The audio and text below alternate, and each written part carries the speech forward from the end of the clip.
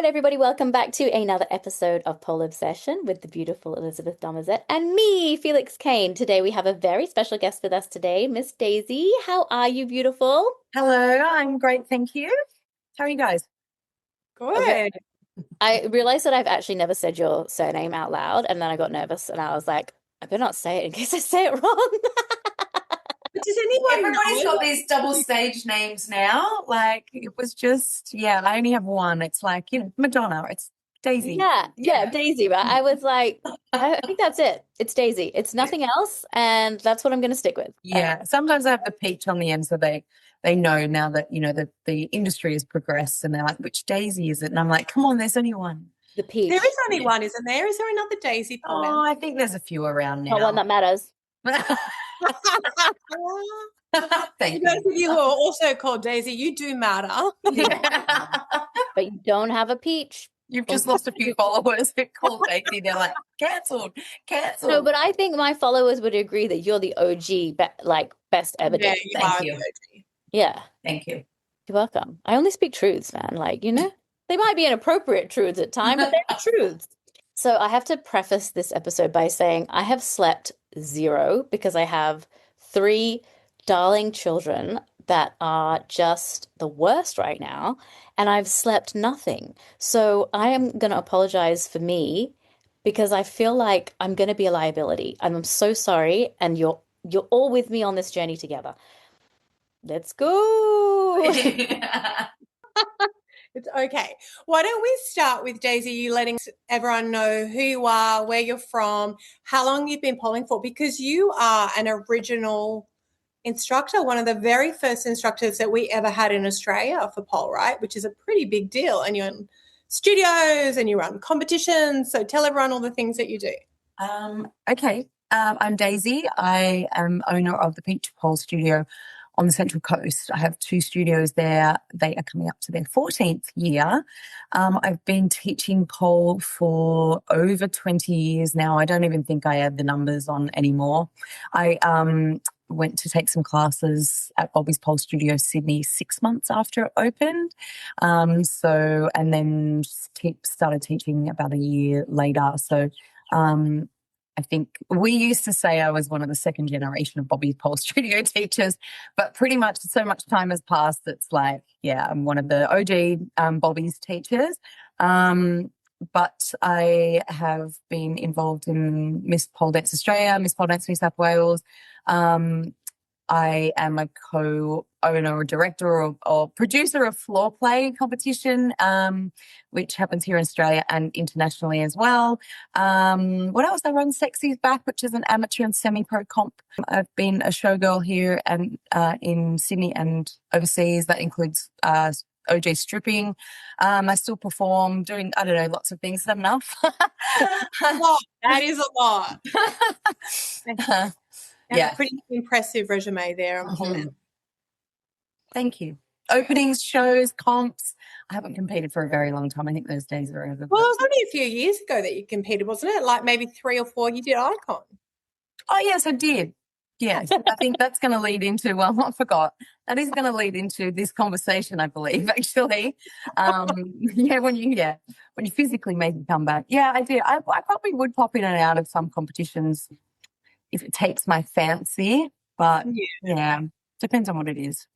Yeah, it'd be a competition that was your style, that you love, because you've done it for so many years and you've built such a huge career. You don't need to compete anymore.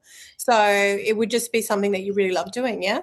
Yeah, that's right. Yeah. If there was something that, also what have I done? We've won the professional division of Dance Filthy and Pole Theatre Classic and, little bits and pieces popping in and out of there. So, it's like owning a studio, though, it just takes the most time up in your day. So I don't really have a lot of time to train or produce and perform that much anymore. It's okay.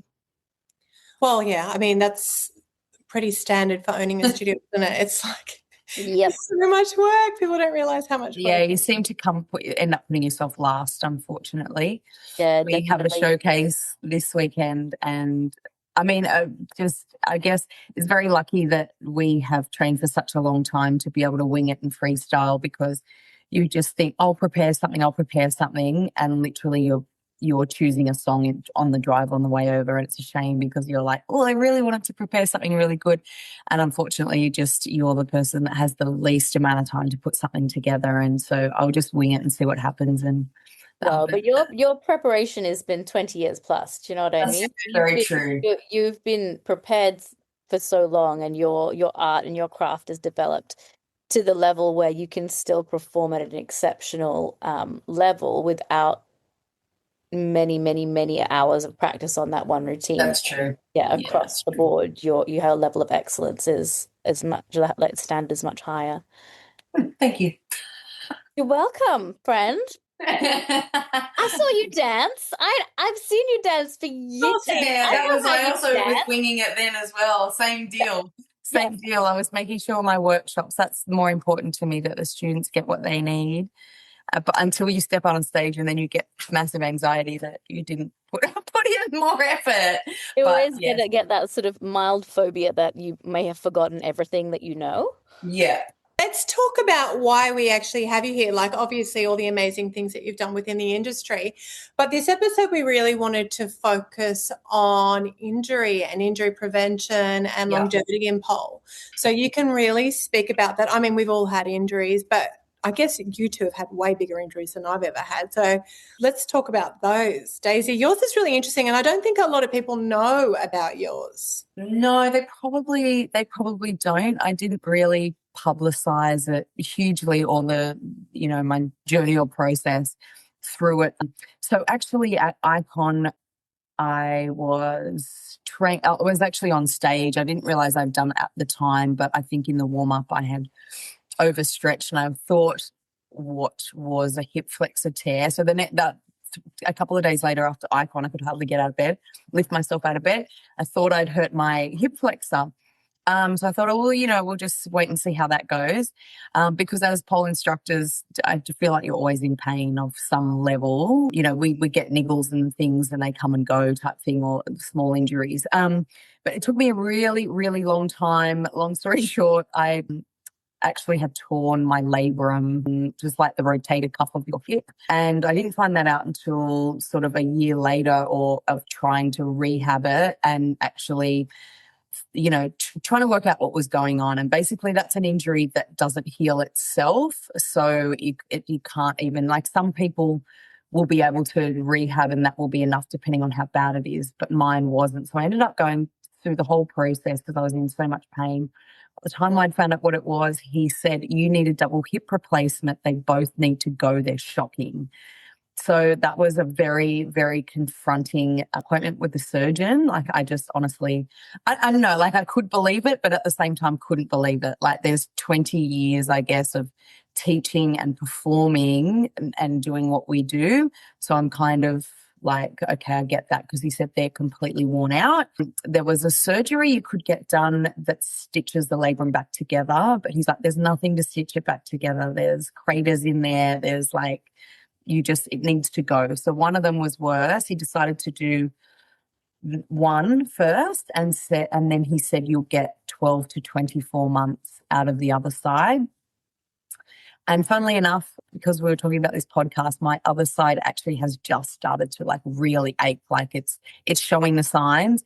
He said, don't leave the other side that long. As soon as you start getting signs, have it booked in. So I'll be getting that done in about 11 months now. So yeah, I'm going to have the other side done.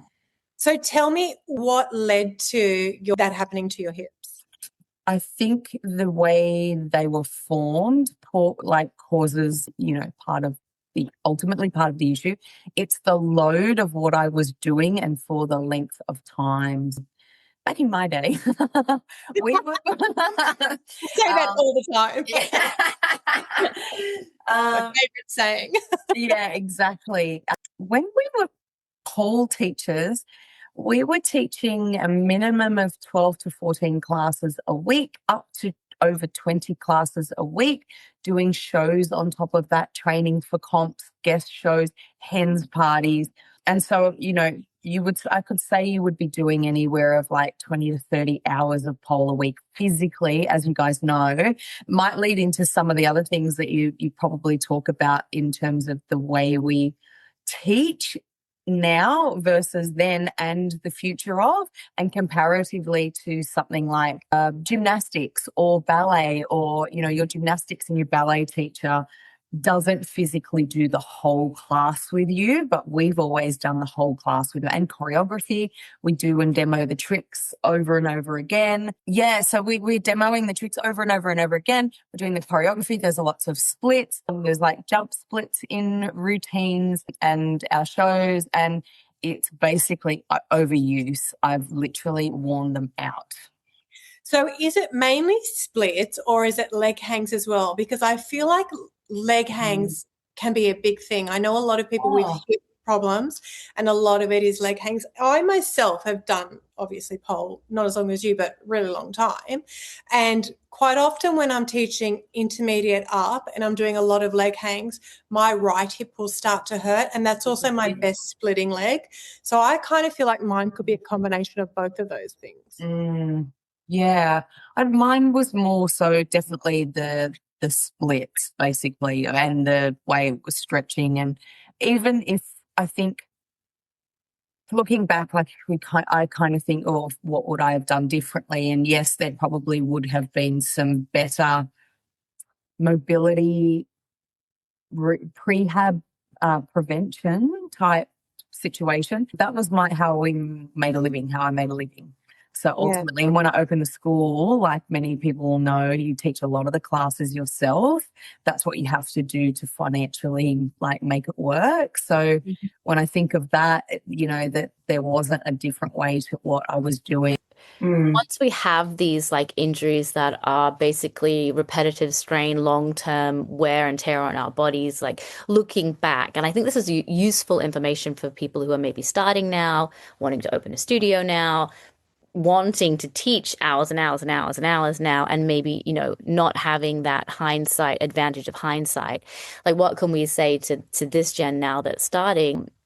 Like, where should we have maybe taken more care with our bodies so that we don't end up in the places where injury is now really acutely painful, but also maybe hindering our ability to work and to dance and to move, albeit maybe for a short amount of time, but like for some people, it hinders them indefinitely. Because our sport is still so new, we're still learning about what we can and what we can't do. And the injuries are now coming out from 5 years of teaching, 10 years of teaching, 20 years of teaching. So we still don't know yet. There's not been a study on it as far as I'm aware. So if there is a study out there that you know about pole, it's still too new, I think, to make a study. But if there is, we would love to know it. We know our own bodies. Like for me, my back has never been a problem because I'm not flexible and I couldn't be bothered stretching it. So my back is excellent still. It's fine. I didn't destroy it yet. I didn't wreck my back. But I know people who have wrecked their back from doing all this contortion stuff, you know. Yeah. There was girls, there was girls Yeah. who push it and push it and push it, and now they can barely sit up because their back is just so bad. So for me, it was my one side, because I'm very one-sided in my inverts, and it was my outside leg that hurt. And I think it was because I've got like your weight bearing on that one particular leg. When you favor it and you're doing 20 years of it, and the other leg's going, the inside leg was fine, but it was always the outside leg on one side. And then that's my good splitting leg as well. So like, I'm hoping I'm not going to have any sort of surgery, but we don't know, right? Like, I mean, you probably thought the same. Yeah, that's right. I actually think that I've probably done well. What I've done, for the load I've done and what I've done and how long I've done it for, it's actually probably not really surprising. Everyone's like, you're so young. And I'm like, probably not though. Like, yeah, it was an excessive amount. Like, you would like to think that maybe, and I think we will like move towards even different or better ways of conserving ourselves, like we do at the studio, combined teacher warm-ups. Because even if you're teaching 3 or 4 classes in a row, you're doing like and instructing 4 warm-ups, that's an hour of cardio, or, you know, and doing splits and things in your joints that you probably don't need to do. Like, you know, is there ways to, you know, instruct a warm-up? Is there better ways that now we have video and that kind of stuff of like, here's me doing the move and I'm going to talk you through it so that you don't need to do it, because we will do it over and over and over again. And also even going up the pole to demonstrate what perhaps the student did wrong as well. So we're using our body to do that and correct. And that's just not, doesn't have longevity. If you're only teaching 2 classes a week, yes. If you're teaching 10, 12, 14, 16, 18, 20 classes a week, yeah.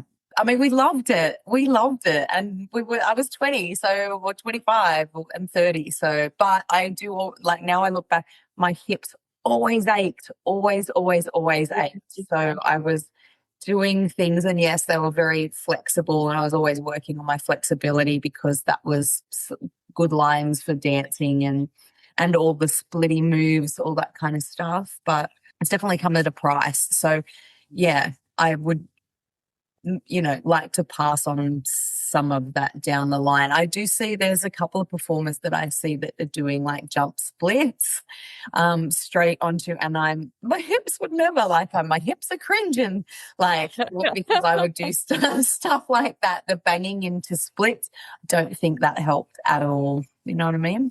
Yeah. Is there a point where it did start to slowly hurt that you could have prevented it from going further? Do you know that or not? No, I don't think so, because I think that injury kicked it off. But however, this would have happened anyway. The aching, I think, would have happened anyway, and I would have ended up here. So when I firstly got my right side done, so it's been about 14 months now, and both sides then didn't ache immediately. So I was in a lot of pain. I couldn't, before I got one side done, I had to lay down in between probably like a couple of hours of standing, sitting. I couldn't walk from one end of the shops to the other. Wow. If I turned up and was like, oh, I need to go to the supermarket, oh, I need to go to the post office, but that's like maybe a 5-minute walk down the other end of the shops, I'll have to go another day, or I'd have to go, like, it was that. Now I think about it, it's so wild, but you just adapt and cope. But I couldn't walk that far. I'd have to lay down and reset. And I had cortisone in it, and it was taking anti-inflammatories, all that kind of stuff beforehand. But when I got it done, that pain was gone immediately, which was amazing. And the other side didn't ache, which has been incredible as well. So I've had a really good 12 months of rebuilding, getting back to pole, doing gym stuff to support everything. And I was hopeful that that would be enough to not have the other side done. But it is like exactly the timing of what the surgeon said it would be. It's aching in the joint 24/7. So, yeah, that's the sign that's and it's not going to get better from there without it being replaced. So is your hip that you've had replaced like good now? It's great. It's amazing. It's like really, no problem whatsoever? Really, no problems. I mean, I haven't really pushed. There's some sort of niggles with it in terms of it gasses out. Like, it has a point where it wouldn't take so much load. So unfortunately, and I'm not 25 anymore, but I used to be like, that's okay, I'll do these 5 shows. And now I wouldn't be able to do that purely because it would tell me it couldn't do that. But you shouldn't be doing that anyway. Do you know what I mean? You shouldn't be doing that. So, I just had no off switch. So it's given me an off switch, even though, and that's fine. It just tells me where it's at capacity type thing. And that's not a bad thing. It's not a small amount. Like, the capacity is big, but it has an off switch type thing, and it gets really sore. And I haven't pushed its full like flexibility. I haven't done a lot of splits training. I'm allowed to. He actually said after my first checkup, off you go, you can't break it. Wow. Which is the worst thing to say. Yeah. But personally for me, for the amount of pain I was in, I have just been happy to move. I've been happy to be at the gym. Maybe I can't do everything because the leg lengths are actually a little bit different at the moment, because one hip is sitting loose in the joint and one isn't. But after how much pain and not being able to move, not being able to dance, I couldn't straddle a chair at the end. I couldn't cross my legs. I couldn't I'm just happy to even be able to go for a walk. So I haven't really pushed anything. I'm just like, I'm happy doing whatever I can do. That's good enough for me at the moment. So I think that's yeah. such a healthy attitude to have as well, to not be so hung up on, what you can't do, but to be grateful for what you can do. Because I think, the longer and the deeper that we are into our body and our movement career, the less and less we are going to be able to do, because that is a natural part of aging, right? Your body isn't going to be the same as it was when it was 25. And, maybe it's because of what we did when we were younger that it is the way that it is now. And so, yeah, I think the gratitude and having that positive mindset is really important, because I think a lot of people don't nurture, repair, take care of their injuries properly because they don't want to stop. They don't want to not be able to do something. They don't want to take the time off because they're going to lose strength. They don't want, there's that a lot of I think pushback against like properly caring for an injury, which I think can make it, well, I know can make it even worse if you're not taking care of it. Yeah, that's right. Absolutely. I think, again, this was one of these things of looking back. I would have, like, I actually have a bad tennis and golf elbow as well. That's my injury that probably will never go away. And again, I just avoid doing things now. But that it has been an issue for me. I like deadlifting. But It's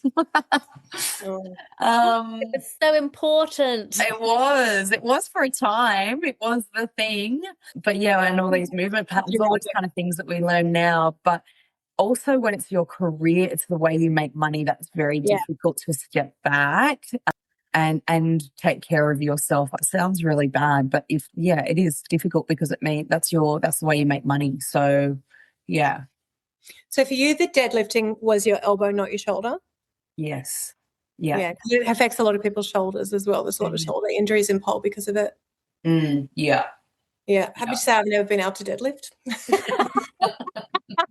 Elle's going to be pole dancing longer than any of us. I'm going to be pole dancing till I'm 80. I'm 53 and I'm still going. That's good. See, we need to talk about these things now to keep the longevity going. Yeah. But it is true, right? Do you think there's any worth in talking about like what we did prior to starting pole dancing? Because I think that for me, my base in ballet really carried me through and being able to pole dance for this long.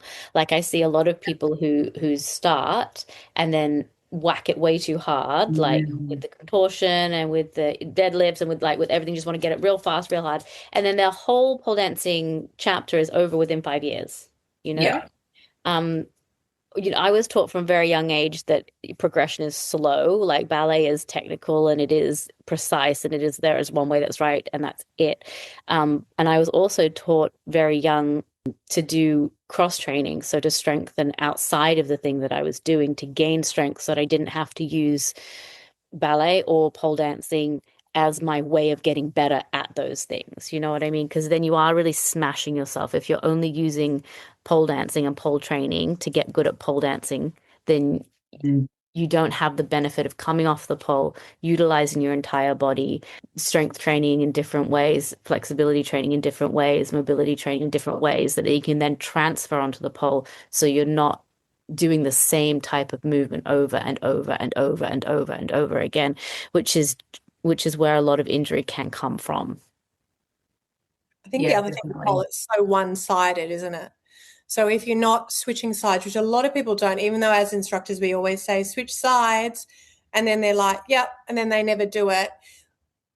I mean, you can't keep doing stuff on one side of your body and not expect to be injured from it. I'm pretty strict in my studio about two sides, like at least trying it on both sides and spending a similar amount of time on each side. So even if it's not to the same level that you're doing it on one side, if you're trying to do something more advanced, then do the less advanced version on your other side. Do a beginner's version on your other side. Do anything that's training those same muscles so that you're at least getting both sides and your back isn't going to be like a But lopsided. were you taught like that? Because I was told not to do. Oh, I was not taught like that. I There you was go. taught Same. not like that at all. Yeah, I was taught not to do both sides. Like I used to say to my instructor, should I do the other side? And she used to laugh at me and go, oh, if you want to. And then I felt silly doing both sides because nobody else in the class was doing it. And I didn't want to be the odd one out. So now Yeah, you know what I yeah. mean? Now I'm trying to do both sides. I used to do both sides because it was just drilled into me so hard from ballet that you should be able to do both sides. Like you're Well, gonna have same to for me. But when the whole class is not, and you know. also I guess I had a little bit of a like internal challenge as well. I was like, I want to be able to spatchcock on both sides. I Yeah, of think I course. still can. Who knows? But yeah, not everything. Like I can't do everything on both sides, but I can do most things on both sides. It's also the formative years, the same. We were doing that mostly things on one side. And I guess if you're performing and training for comps, you're going to use your preferred side, and shows you'll do your preferred side. It's like a tennis player. They don't, they might train both sides, but they compete with They're good side. That's right. That's right. And imagine doing that. When I put it in that context, I'm like, imagine a professional tennis player over 20 years. Their shoulder's going to be fucked, of course, Yeah. Oh, yeah, for sure. But yeah. They've got a whole name for it. It's called tennis elbow, isn't it? Yeah, that's right. We have pole shoulder. We got a whole injury named after you guys. Yeah, we should have pole shoulder. It'll be a rotator cuff injury. Yeah, pole hips. I got pole hips. Yeah, you got pole hips. We got pole bodies, man. Pole, shoulder, hip, shoulders, knees and toes, knees and toes. Oh my God. Hip, knees. It's come a long way though. Like I feel like we have, we're still learning, but there's a lot, and the industry has changed. So they're still out there, the full-time teachers, but also again this whole thing about if you're teaching full-time, that's how you make your money, and then physically, like, how do you have time to then cross-train because you need energy, but the energy you have, you're putting it into your classes because that's how you make money. That's a bit of an issue. Yeah. Can be. How many classes are you teaching a week now, and what levels are you teaching? Four, and I love it. So yeah. I'm teaching none at the moment, and I love it. And I love it. And some private lessons and things like that. Yeah, but they're easy. Yeah. Most private lessons, unless they're lower level, you just point your finger. Yeah. So. But I train at the gym. That's so I'm doing that twice. So that's enough. 2 days of pole and 2 hard gym sessions. That's for me. That's good. That's a good spread. Yeah. And what level are you teaching now? I teach so like up to pre-advanced. Okay. I teach beginners because I fucking love it. My favorite. Best. It is the absolute best. Even though I still get imposter syndrome and anxiety when they come in and they're new. And then I teach lap strip because I love that. Absolutely love that. So yeah. But I don't care for advancey stuff. I don't want to teach that. My body's like a bit of a no-go, and I don't know all the cool kids stuff anymore. I mean, I do, but to watch, and I know what things are, but not to physically do it or demo it or anything. Yeah, if I have to do the hard stuff, I'm teaching with Instagram. I'm like, look how she does it. But we would have to know how to break that down. Like you can see how to break it down and how it works. Or when you look at a video, it's sometimes deceivingly tricky when you're like, actually, that person has a much flexier back than what it appears when you go much flexier, like leg or rotation or something like that. I think it's also a good skill to teach is to visually analyze something. So I love to go through with my students like okay, let's do this together. You've brought me this move. What do you think you need to do? And I'm going to tell you what I think you need to do. Then you're going to feel it out and tell me where you feel it. What are you feeling? How does it feel like it's going to work, not going to work? What does it look like she's doing here? Like, where is her hand placement? How does it different from yours? How does it differ from hers? You help her, you watch her. Because it's such a valuable skill for them to have, to be able to train, self-train, help, visually see what they're doing. Otherwise, what am I teaching them if I can't teach them how to self-correct? Why? I'm just teaching them how to take instruction well.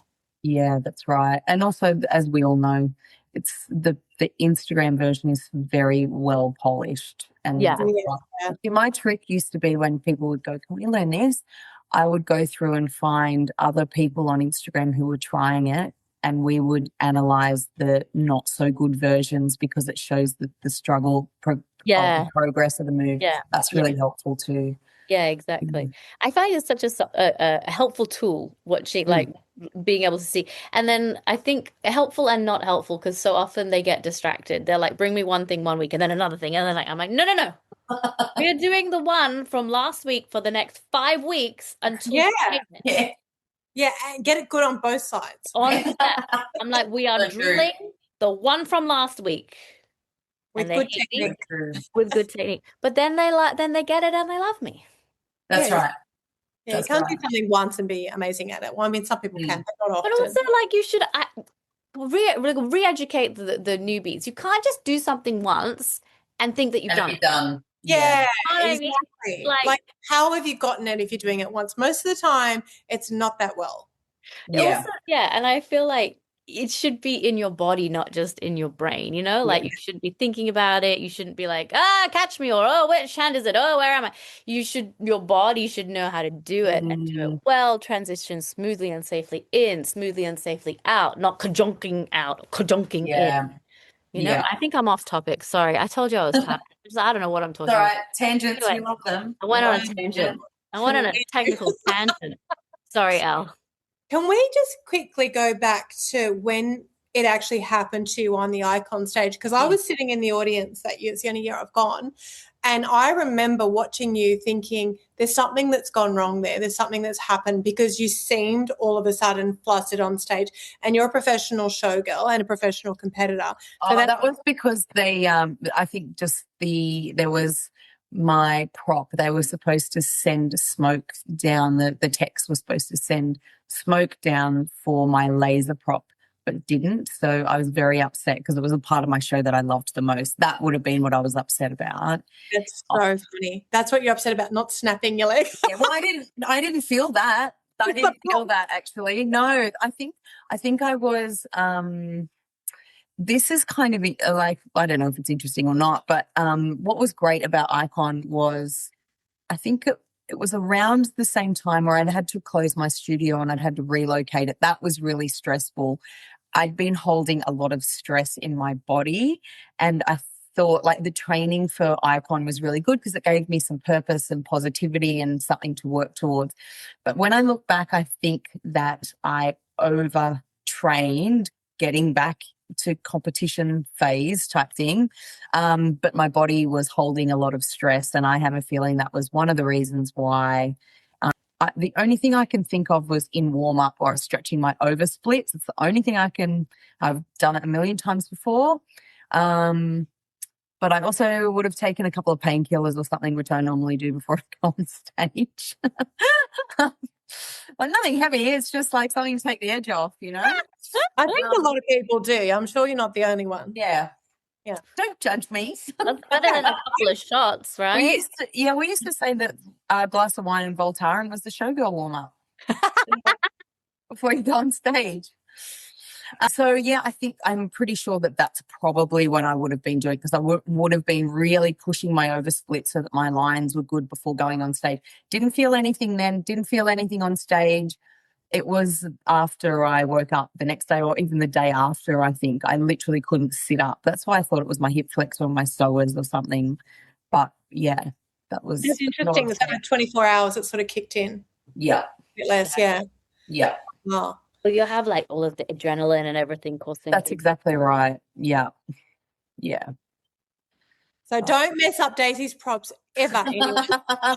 Yeah, I was so bummed. I mean, it was my favorite part of my show. It was Frankie Goes to Hollywood and goes, hit me with those laser beams. And they were like, laser beams are going to shoot out of my pussy. Do you know I know. It would have been so good. I was so mad. I couldn't believe that had gone on. You know, you put together this whole show and you even train all your tricks, but then the part that you leave to someone else goes wrong. And it's really hard to take as a perfectionist, you know. I mean, we're all perfectionists, so that's why we have trust issues. Yeah. What would you do again if that was the case? Would you get your own beams and push a button or something? I don't know. Well, it wasn't. It was the smoke. It was the beams were the there. Beams were there. It was the smoke. They had to. The lighting and tech guys had to send the smoke down. They sent it down after my show was over.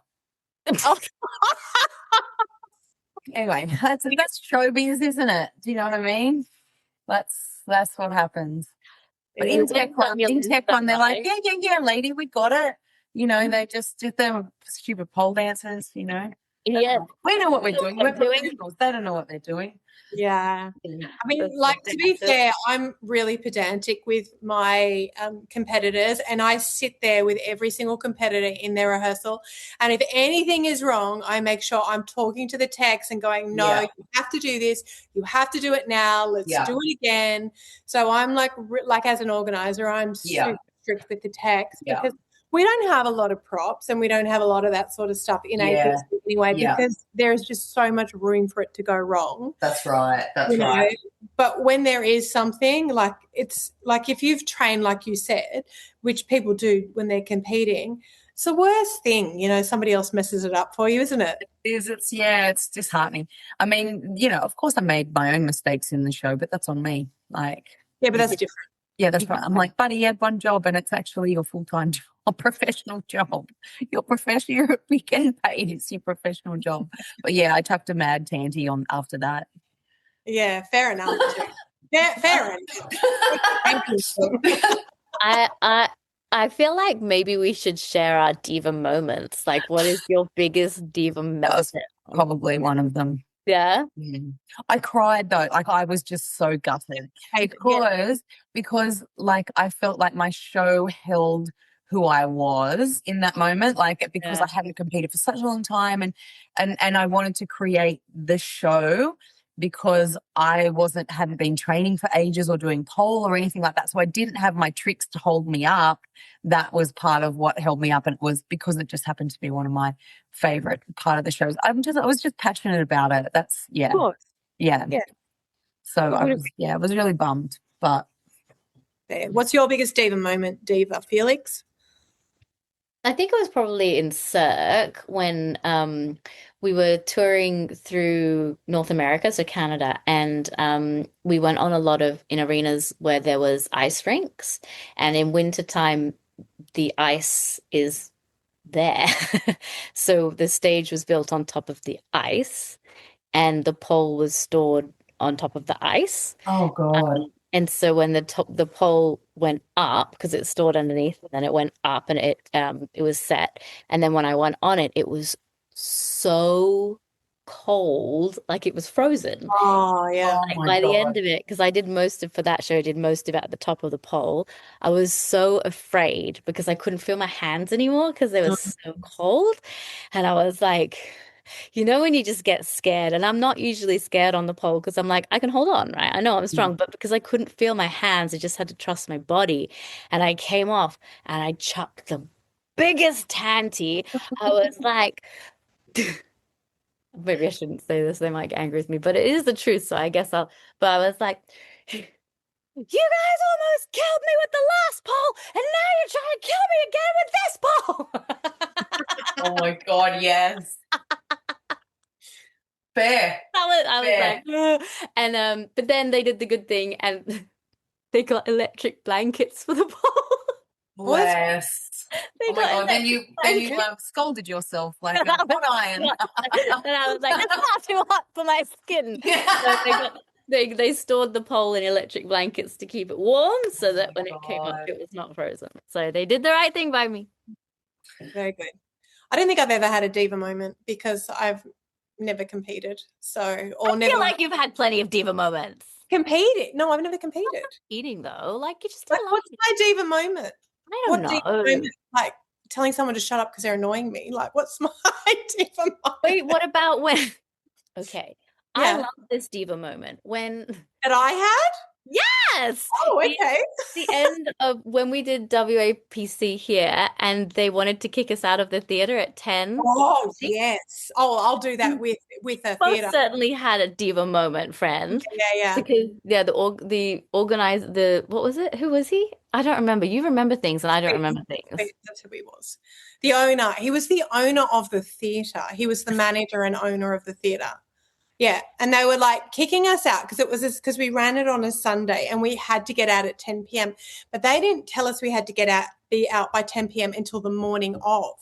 And we're like, are you kidding me? These shows don't go for 2 hours, and 2.5 hours. We started at 7:30. Oh no. Yeah. So how the hell are we going to get through? And we had 40 competitors that year, remember?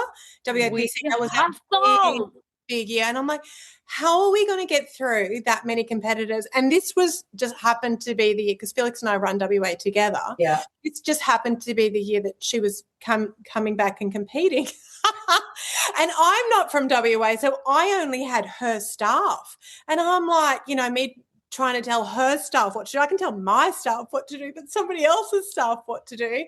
So the whole thing was so stressful. And they're like, you have to be out, you have to be out, you have to be out. And this guy sat in our judges meeting right 2 meters away from us. And I'm like, what are you doing? Get lost. He was just like following us like a chihuahua everywhere we went. and we were on time. Like we ran it well, like, mate. It was like we were doing as much as we could to get out at 10, and we were finished by 10. We didn't have an intermission. Wow. We were like, let's go, judges, really fast, come on, let's go. Like it was, and the MC were going faster. yeah, it was crazy. Because they were like, if you're not out by 10, you're going to get a $20,000 fine or something like that. Yeah, listen, it was crazy. I can't remember what I said to him, but I remember telling him off. Oh my God. Place, because afterwards he came up to you and you were like, we're finished. Yeah, he said you have to go, and I'm like, we're finished. Yeah, we were like, that's hilarious. It was like, and then he was like, then he toddled off. He was like, oh, fair enough. Oh my God. Actually, Bailey Hart and I will have to ask her when you have her on, but we were both in a music video clip for Art versus Science, and it was for exposure, so we weren't getting paid, and we were there all day.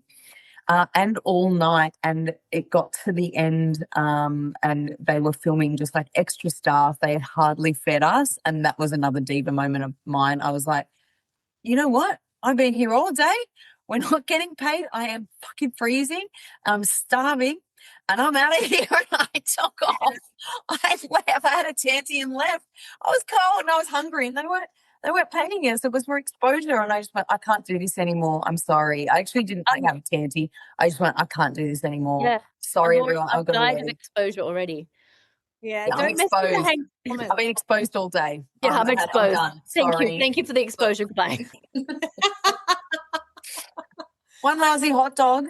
And then hours and hours of dancing and filming and pole dancing on a street sign and like heaps of different stuff. I mean, it's a very cool film clip for anybody who wants to go and watch it. But we didn't get paid and I was cold. That was the end of that. Yeah, and there was no food. I would have left too, friend. That's appalling. Yeah. Well, I don't know that I've had any more diva moments. I'm sure I have, but mainly with theatres, probably. Yeah. Just theatre stuff. Like there's some the stress, and it's the same with performing. It's the stress. It's like, because I think, there's the same. People expect things from you, and you want to give them the best possible experience. Yeah. And then when you can't deliver, or there's a feeling that you won't be able to deliver what you want to, it makes you anxious, makes you stressed, and then if something does go wrong and it's out of your control, then you can have a diva moment when you've done everything you possibly can. But yeah, we're all human, and I don't know. I apologize to my coach that I had my diva moment too. I was like, it's not your fault, but you were the closest person to me. Yeah. It's because we care. Yeah, exactly. And I think, we're human as well. Like, I think we are performers and we're dancers and we're pole dancers and we're humans and we're not always going to react perfectly. But I think that ownership of Yeah. that is important and also like just accepting that it does happen, especially in high stake things. Like you see people all the time in competition crying and something didn't go, Oh, they're crying, all the time. nervous. Because it's such a release. I always used to cry Yeah, after yeah, yeah, yeah, competitions. yeah. It's just that emotional release because it's the build-up Yeah, of pressure for exactly. so long of how much work and effort has gone into it. Yeah, exactly. Like it's like this emotional build up, and Yeah. then it sometimes just comes out. And you can't help it. Yeah, definitely. Yeah, I think it's very normal. I see people crying all the time, rocking back and forth in the corner of rooms, blowing in and out of a paper. I'm not, when I say blowing in and out of a paper bag, I'm not even exaggerating. One year, I had somebody rocking back and forth, and you all know who it is. She's a professional. I'm not going to say out loud because she might not Oh like my it. God. My staff are really, really good, and they don't usually get me for anything because they can usually manage backstage. It's only if they think somebody's absolutely losing it that they're like, "Elle, you need to come backstage here and help us." And there was this one professional, and they're like, "She's in the corner. She's not in a good state. She won't look at us. She won't talk to anyone. We don't know if she's okay. You actually have to go backstage and see if she's okay." So I went backstage and I said, the girls have wanted me to come back and check on you. Are you okay? And she's like, yes, I'm just nervous. I'm okay, Elle. I'm like, okay, if you need me, you just get someone to get me. And she's like, okay. She went on stage and she did her thing. But Wow. yeah, she's a professional, like to the highest level where she's won national competitions. Wow. Yeah. So it happens, mate. I It's need stressful. yeah. Yeah, we put a lot on ourselves, don't we? Yeah. Not anymore. Yeah. No, thank you. It shouldn't be that stressful, but I guess it No. is. If you really want something bad enough, it does become And that. that big stuff, like, yeah. Yeah. Do you want to let people know? Because Felix, you had a really shocking injury as well. So whilst we're on injuries, do you want to talk about Oh that yeah, one? the Yeah. accidental smashing of myself. Yeah. Yeah. Yeah. So when I worked for Cirque, we were in rehearsals and creation of the show, and the idea was that the pole would spin itself, so I would go to the top of it and stay at the top, and I wouldn't have to go up and down and spin it. And the first time that we tried the pole in rehearsals, the motor, there was some sort of malfunction, and they lost control of the motor and just ended up going faster and faster and faster. And I was already on the pole, so I got like flung off the pole, and my body went spinning through the air. I think I was flung about across the air. I think they said 25 meters, and I landed on My my God, that's Oh. massive. It was so far. It was going How so high fast. up were you? Like my body was like out sideways from the pole, and I was holding on with my my hands. God. And the last thing I remember thinking was, I can't hold on anymore. Like, and I just saw my fingers Oh. like the G Oh, force just pushing me further. You know, when you spun a little bit too fast on the pole, and you're like, whoa. It was like that, but like nothing I'd ever felt before because my legs were out behind me, like up here. And I don't remember the rest because I landed on my head and got a very bad concussion. And as I landed, I broke my jaw and dislocated my shoulder, broke my wrist, chipped my hip and my knee because I landed on my face and then skidded sort of onto my side. And I lost all of the four molars on the top left-hand side, cracked my mandible in six different places. Whoa. So I had to have an emergency facial reconstruction. Um, and the wrist was broken as well. That was a hairline fracture, so it wasn't too bad. And a very bad concussion. And the concussion was actually the thing that took the longest to heal. Yeah. The bones all healed and my jaw was wired shut. I can't remember how long, for a long time. And then, it was unwired and it was fine. And the bones all healed, like wrist healed fine, everything healed fine. But for a long time, I had short-term memory loss and also vertigo. So anytime I would move, God. everything would just spin. So it took about a year, I think, for everything to be fully healed. I did a lot of that healing. A little bit was in Montreal at first. So the accident had happened in Ottawa. So I had my emergency surgery in Ottawa and then was moved to Montreal for observations. And then after I was stabilized, they sent me back home I think to my parents, yeah, in Brunei, where I spent time just healing. And then when I was like ready and everything had healed up enough to start training again, then I went back to Montreal to train, I think for a few months, and then like gradually build up strength and endurance. Because I hadn't been able to eat very much. I had lost like Mm. all of my muscle had just atrophied away. So I was very, very weak. I couldn't move very quickly. And so it was just really slowly building up that endurance, that cardio. My flexibility was fine. But yeah, like skin tolerance on the pole and all of that starting from scratch pretty much. And then with the goal to go back into the show, which I did. And so I think just over a year after that, I went back on tour with the same show, and was able to actually open in Montreal because they had finished, I think, a tour of the Americas and come back to Montreal. So I was able to do an opening in Montreal, which was really cool, and then carry on with the world tour from there. So lots of acute injuries. Rotator cuff tear I still have to deal with to this day. Teeth and jaw issues to this day I still have to deal with. The main thing is that my teeth are because the impact was so difficult, I'm still getting pieces of like shards of teeth that fall out every now and again. Wow. Yeah. It's just my teeth are not structurally sound anymore. I have four implants at the top where they replaced the teeth that got knocked out. My jaw was split in two at the bottom, but I maintained all of my teeth. But the top, I knocked a very big bit of bone out. But the doctors all said I was so lucky to survive because the mandible, the bottom jaw bone, should have gone up into my brain, but by some miracle, it moved to the side and went up the side of my head. Like they're like, we don't know how you're alive. Um, the amount of damage that I did, it could have been my spine, and Yeah. yeah, because this is one of the hardest bones in your body. They were like, you're so lucky. So I have a plate here and six screws. I have four implants up here, and that all healed pretty easily, actually. I had to get a bone graft in my mouth, which was funny because the dentist was French and he kept telling me that I had to have somebody else's burner in your mouth. And I was like, You're like, don't worry, I'm used to it. what?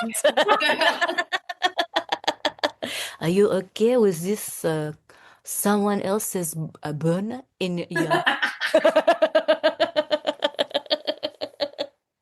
I was Oh like, my God, brilliant.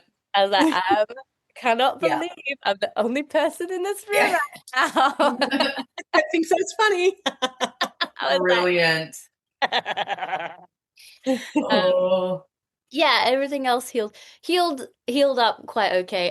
The shoulders, they might need surgery eventually. There's been two times when they've gotten bad enough that they thought I needed surgery, and then I managed to just finagle myself out of it. But yeah, probably I'll need surgery because I've got a 50% tear on my supraspinatus and 50% tear on my labrum, and that's both sides, but this side is worse. So yeah, so my shoulders are pretty shot. Mm. But Do you get, does it ache? Does any of that sort of stuff yeah, ache? the shoulders especially, like if I do too much, if I'm not pole dancing, my shoulders, I don't notice them at all. Mm. Maybe sometimes when I'm sleeping, it'll get a little niggly. But if I do, it doesn't even have to be like deadlift or anything like that. It's just anything overhead. Anything Mm. overhead, my shoulders are gonna ache, and then they ache for all the time, 24/7. So they become inflamed, and it's like it's not a clean tear, it's frayed.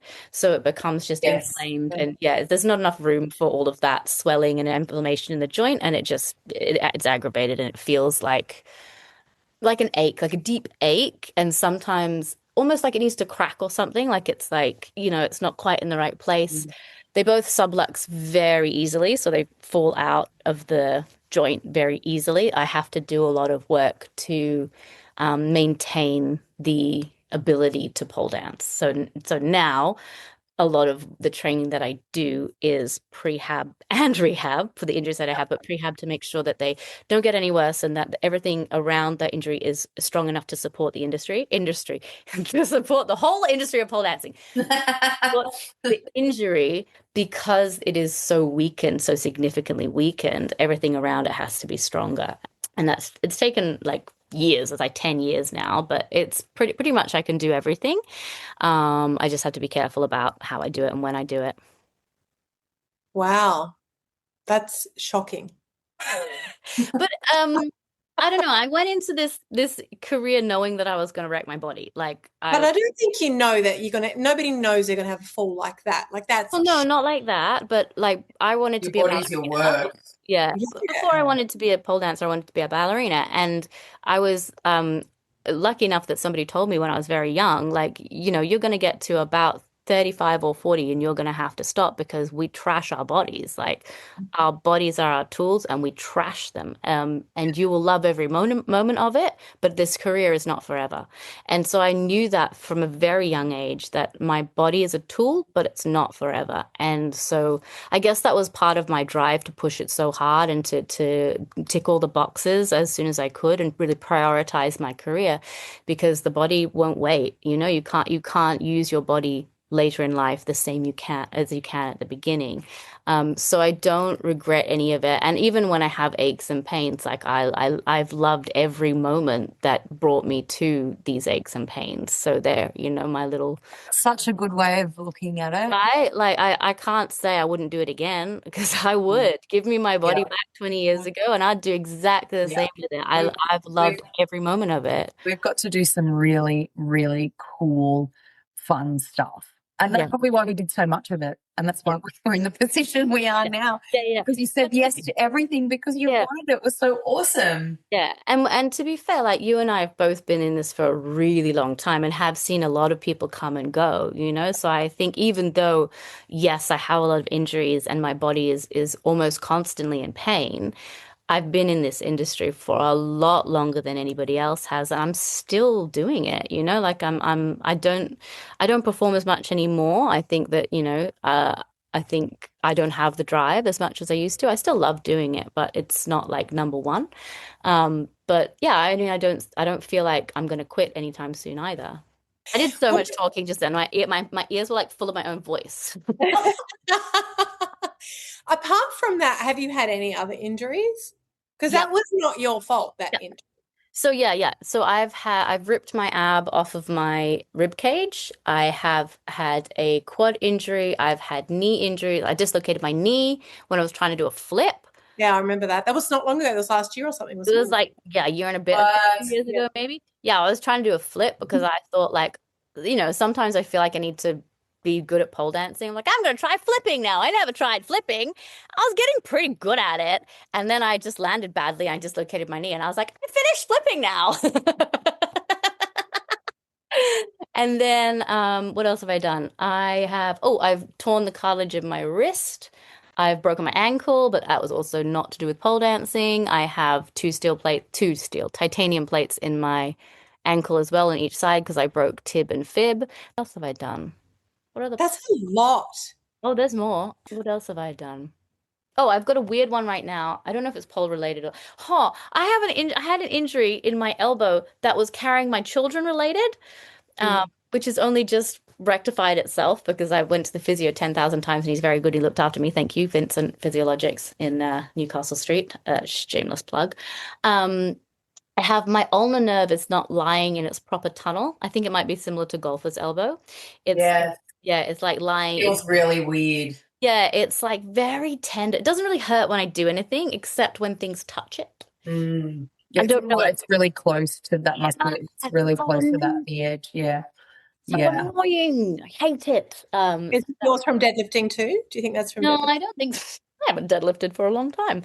No, I'm not sure what that's for, to be honest, because I haven't been doing that much pole like extensive pole training, and I'm not sure. Maybe I'm just old for that one. I'm not sure. I've done. What else have I done? I'm trying to think. I'm just going through my body. I don't know. Maybe that's it. What repetitive tricks were you doing to have those injuries? When I ripped my ab, I think it was just inverts. It was just a lot of inverts. I think it was t like I was teaching a lot, and I think I just overdone it, and I came down just a little skew, and it just went, and that it really, yeah, Wow, it that's really interesting. hurt. Was it outside or inside leg? It was just coming down from an invert, like a V, like I was just coming Oh, down. right. Okay. Yeah, um, So it would have been your inside rib because you've got your pressure there. yeah, no, it was outside. It was my left, so it was Right. outside. Yeah, Wow, that's yeah. I'm interesting, not really. isn't it? I don't. It might have just cramped and then pulled. I don't really know exactly how I did it, but just it was really painful. Yeah, I guess just the shoulders. Both the shoulders are the main ones that are like still really impactful with pole. What else? Is that from your main injury though, The or do you left think one you're talking is. The right one is just repetitive strain. from inverting or from other Mm, I think anything overhead, like eagle? grip. No, because eagle is my left. So Okay. this is the right arm is left was the injured arm on the accident, but the right arm is my dominant arm for being upright. So it's just Being the even twisted grip, like all that kind of stuff we get a yeah, lot just of. having it, Yeah. and yeah, it's just loading and loading and loading and loading and loading and loading it um Mhm. over 20 something years now. Yeah. Wow. Well, I feel You have like arthritis in your hands yet? no. Ah, that might come. What's that? Arthritic little hand joint. Oh yes, I've got Yeah, some in the yeah. left You got finger. some arthritis in your hand. Yeah. Yep, Yeah. yep, What? Doesn't it look like Harry Potter's wand? yep, yep. You get knobbly, wobbly, bobbly bits. Yeah. I feel Yep. like I'm doing extremely well compared to you two. You are too. What the heck? Yeah. So And my I'm so much older than you both. Not I you are am. not. You're 40. How old are you now? Felix, 42? 46. You're 40. You're Yeah. 46, Daisy? Yeah. Yeah, we're And you babies. I'm 42. 42. Yeah. So I'm 50. Well, you are compared to me. I'm 53. So I've only ever had, well, my hip is starting to be a little sore, but it's certainly nothing like what yours was or is. And then I just kind of manage that with doing less on that, Yeah. or changing sides. The only other thing that I've ever done is when I was a new-ish advanced person, you know, when you get to advanced, you want to be great. You want to be the best in the class. You want to be able to do all the things. We're doing an inverted pencil hold with a shotgun grip. Mhm. I just wanted to get that and I wanted to get it good. So I did it over and over and over again. I must have done it like 15 times. And then all of a sudden my arms just gave out and I ended up on the ground. My muscles just gave out and I landed on the ground on my shoulder.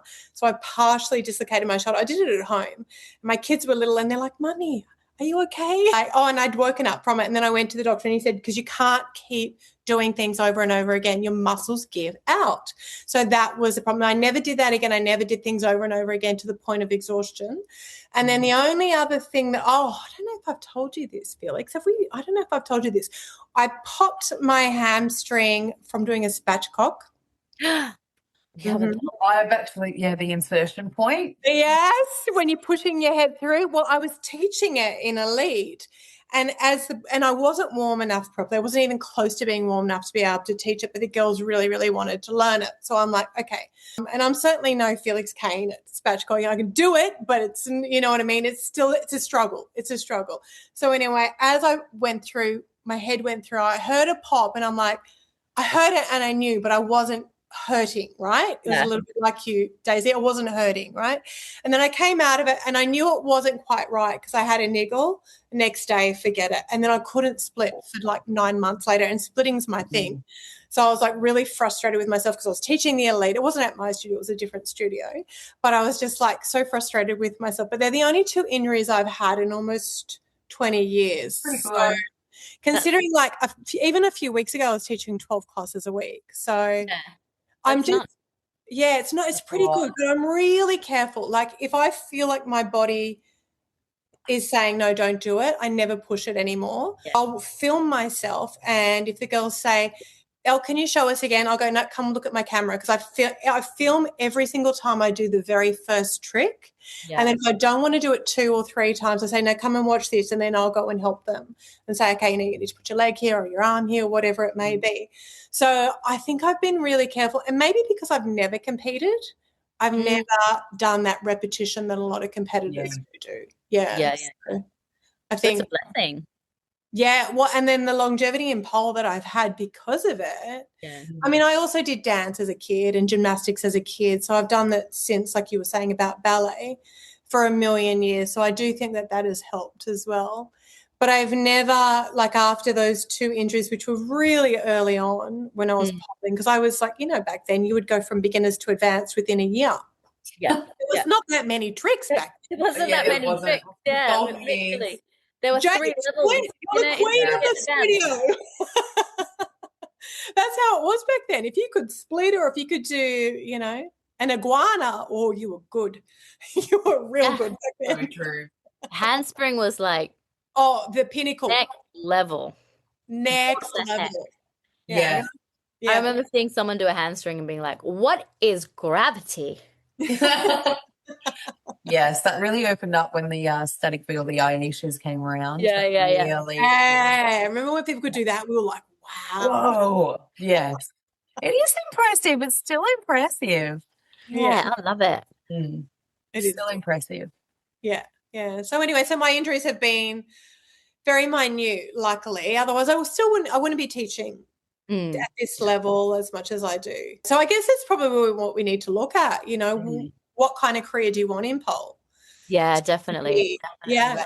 Yeah, just being aware of the impact that what you're doing now will have on your body. And it's not like it might happen to me. There isn't it's not a maybe. Gonna happen. Yeah, absolutely. And we all think it's not going to happen to us. Yeah. Because we're fit and we're healthy, and that just happened to that person. It won't. Yeah. I reckon the big chances, the amount of people, even though I know it's probably not very common, even the hip replacements. There's been a couple of surf people that I've known through people, and they've also had a hip replacement. Like, get it done. It's the best thing that will ever happen to you. And it is true. It has been the best, but they've gone through the same thing. Different apparatus or whatever, but the same kind of story that, been doing gymnastics for a long time, performing for a long time, exactly the same. Super fit people. It just wears out. Yeah, when I worked for Cirque, we had people going for surgery all the time. Like, it was a regular thing that the body would give up and you would have to get it fixed. And they would get you into surgery and out and into rehab as soon as possible, because you can't train, you can't perform at an elite level on something that's broken. You have to fix it. If you want to get back to it, you have to fix it. So all the time people were going to surgery, all the time. Yeah, it's a lot. Well, I think if you're a professional athlete or you do any sort of sport or athleticism for a living, dance, boxing, swimming, no matter what it is, the repetition of it is you can get injured quite easily. Like, your body can only take so much. Yeah. So I think what we need to learn in pole, because we are still so new, is how can we keep going and be in our industry and in our sport for as long as we possibly can, and maintain our fitness and not push our bodies to a breaking point. Yeah. And I think part of that is training safe. Part of that is injury management. Part of it is prehab. Part of it is rehab. And just you're making sure that your training structure isn't going to be destructive to your body in the long run. I'd like to see more development in the longevity of instructing. I know that there's discussions about it, and how that can happen, and changing some things. And it will be to change some expectations as well, because I know in classes now, because we've been a certain way, that, even students will be like, that instructor's lazy, shouldn't even take your tracksuit pants off. You know what I mean? Whereas you would never say that to your gym coach or your ballet teacher. Yeah. And whether I have my tracksuit pants on or off, that doesn't impact you doing 5 inverts. Yeah. You know what I mean? All the quality of my instruction as well. That's right. And just maybe, it would be great to change some of the actions and the way, or progress healthily the way we instruct, so there's more longevity, but also to keep that from the student perspective, so that they know they're still getting value on how someone's instructing it, without someone just being like, I don't give a shit, that's why I don't have my pole closed on, I'm just telling you what to do. Because they're not getting a show doesn't mean they're not getting a great class. That's exactly right. Or you just point and tell me to go up a pole. I don't know what I'm doing. Like, you know, But a lot of classes, like yoga classes, Pilates classes, there's so many classes. These instructors are not doing it. They're that's telling right. you what to And do. that's how they can sustain doing 5 in a row or 4 or 5 in a row. We're doing it by actually physically doing it. And it would be great for some of that to change, because I think that that would help the longevity of the pole instructor career, and protect your body so that you can compete, so that you can, you know, I don't know. And also, like we were talking about before, have energy to do your own training. Because Yes. you're giving all of 100% of your energy to training somebody else. You don't have energy for yourself. Yeah. Yeah. And that actually is where the injuries and stuff come from, because you don't have time to do prehab, the gym, anything, and you're doing those same things. Can you show me again? Can you show me again? And we're so accommodating and nice, because that's our industry. Of course, I can show you again. I can show you as many times as I want. Whereas, no, I can show you as many times as I want, but now I need a hip replacement. Yeah, me neither. And especially when I teach like signature stuff and things that are more intense, like with a spatchcock or something, usually it's a specialty workshop. I'll say, I'm going to demonstrate this for you once. You're going to take your phones out and you're going to film me. I'm going to talk you through, blah, blah, blah. Then I want you to put your phones down. I'm going to do it again, and you're going to watch me with your eyes. And then you've got it on your phone. I'm not going to do it again. You're going to do it. Because you've got it on your phone, you can reference it to your phone. You've seen me, you've got a memory. If you've got a specific question, I can answer it, but you've got all the tools you need visually. Like you've seen it with your eyes and you can see it with your eyes here. If you're a visual learner, you've got it. And if you're not a visual learner, it doesn't matter how many times I do it, you're not going to get it. Yeah. Yeah, exactly. Because sometimes they'll say to you, like, can you do it again? Can you do it again? I'm going to do it again. What we're going to do is you're going to do it. And I'm going to help your body get into the position. Yeah. That's right. So, some people will just keep on saying, no, I need to see it. And I'm like, no, you don't need to see it. You need to feel it now. Yeah, that's right. Yeah. And usually you either need to, you can visually learn it, or you can be told what to do, like put your this, put that, or you need to kinetically learn. You need to get out there and try. Yeah. So, and you might be a combination of all those things, but like I'm a visual learner, I can see and do. And a lot of dancers are, because we've trained ourselves to be. Yes. But a lot of our students are not. And so we, because we're dancers, think that they will learn from us going over and over, like showing them and showing them and showing them and showing them. But really all we're doing is giving them lots and lots of beautiful shows, and they still literally. Well, that's what ends up happening. We do it again and they're like, I wasn't taking any notice. I just realized how good, we're just watching you, how good you look doing that. And I'm like, thank you, that's lovely, but that doesn't help you get it. Doesn't help you. My hand was? No. Okay, well then why are you watching me? Literally. Yeah. I always say to my students, I know I can do it. That's it. You need to show me that you can do it. Yeah, you can do it. That's right. Yeah. And so how are you teaching differently now, Daisy? I just teach less actually, and I'm only teaching the classes that I can do. Even though I say all of these things, I'm still doing it. I still teach the same way that I do. But it does get to a point when can I say it again and again and again? I won't do that anymore, because I don't think that's it doesn't create a great habit to get into when people know that you'll do it 5 times. It's a waste of their time actually as well. Just watching me do it 5 times. You could have done it 4 times and got 4 practices out of it. Yeah. Not me. So I also, our instructors, because we have a couple of rooms, we share the warm-ups as well. So I think that makes a massive difference, so that you're not doing full warm-ups, like an hour of, you're already warm as well. So it helps a little bit. Hard too. Warm-ups, it's exhausting. Like definitely. Yeah. And if you lower your level, everybody lowers their level. They're often doing it 60% of what you're doing. So I overcompensate. But, so will you do anything different? I would like to. I would love to. Don't know if I'd ever do it, but I would love to get like an instructed video warm up. Like, maybe everybody, this instructor, you have to do your of course you need to be warmed up, but for the subsequent classes, something like that would be really, really beneficial, I think. And just some more pulling back and the explaining of, but also I feel like it needs to be across the board or across the school, because you can only do that if everybody's doing the same thing, so that other people don't think they're getting a less of an experience, or that's just how people learn. So from beginners, this is how we learn how to do it, and then it flows on there. So I'd like to do that. I don't know if it will happen, but I feel like that would be a really nice way forward. But from here, yeah, I've booked my second one in, so I will continue to cross train until I can't, and I'll get that done and have a break and see where it lands, basically, and hope that the second surgery is as successful as the first one, and they all meet up and marry, and they play happy families afterwards, which is a bit scary, but got to do what you got to do. Yeah, I'm sure it'll be perfect. They'll be perfect. You'll have two perfect ones. Yes. It's fascinating. They do it with a robot and everything. It's Amazing. wild. The surgeon drives the robot and the robot does the surgery. Wow.